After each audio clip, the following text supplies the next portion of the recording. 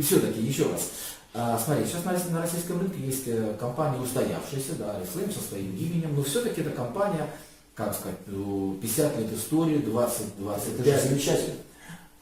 Есть новые компании, которые говорят, мне говорят, да, можно стать у руля, можно стать, Да, можно стать первым, да, можно стать первым. первым. Как же все-таки вот на что, вот давай посоветуй новичкам, людям, которые сейчас приходят, Давай я... что да, скажи свое мнение. Давай я отвечу немножко по-другому на этот вопрос. Я скажу не на что обратить внимание, чтобы выбрать компанию, а на что обратить внимание, чтобы не попасть в ловушку для новых сетевых компаний.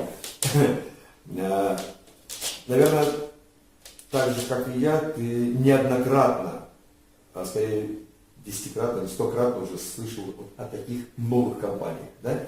Они появляются каждый день, ну не каждый день, каждый год, в большом количестве. Иногда как грибы после дождя вылазят, да.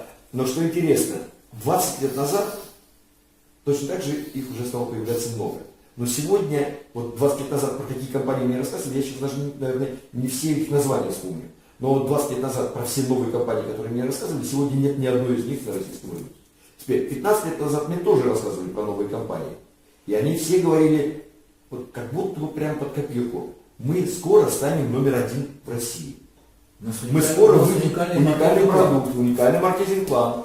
Мы скоро выйдем на международный рынок и так далее. Вот 15 лет назад тоже это говорили. И сегодня нет ни одной из этих компаний, которые 15 лет об этом говорили.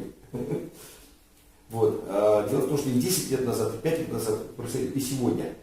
Я не говорю, что 100% не проявляются новых компаний. Какие-то, наверное, проявляются и свою небольшую нишу завоевывают на сетевом рынке. Но это настолько ограниченные все-таки результаты, настолько маленький процент этих новых компаний вообще выживают в сетевом пространстве. И ну, что это должно как минимум настораживать людей. И когда тебя зовут во что-то новое, нужно для себя вообще определить, я хочу быть вот этой мышкой, на которой ставят эксперименты, или я хочу быть серьезным бизнесменом, который приходит в уже налаженный бизнес, налаженный механизм, который годами зарекомендовал себя, многолетней, десятилетней иногда истории, зарекомендовал себя, получил имя, уважаемая компания. Компания Oriflame работает в 65 странах мира, более 50 лет. Зарабатывающих достойные деньги и неуклонно растет.